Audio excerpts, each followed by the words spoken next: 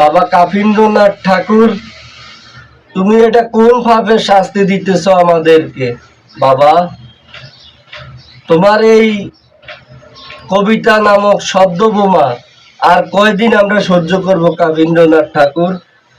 যাই হোক, দীর্ঘদিন পর নৈতিক ও যৌক্তিক দরবারে কিছু আলোচনা সমালোচনা করতে হাজির হলাম।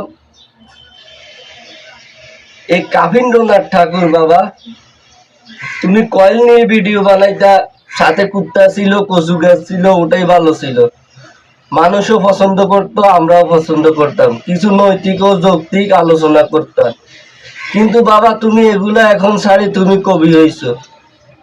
তোমার এই কবিতার যন্ত্রণায় ফেসবুক শরীফেই ঢুকতে পারতেছি না আমরা। রাত্রে ঘুমানোর সময় তোমার এই কবিতার যন্ত্রণা, সকালবেলা ফেসবুক শরীফ খুললেই তোমার কবিতার যন্ত্রণা। আর কত সহ্য করব বাবা? বাবা, তুমি আবার কুত্তা নিয়ে ভিডিও বানাও বাবা। বাবা, তুমি আর কবিতা নামক শব্দবোমা ছাইড়ো না বাবা। বাবা, আমাদেরকে মুক্তি দাও বাবা।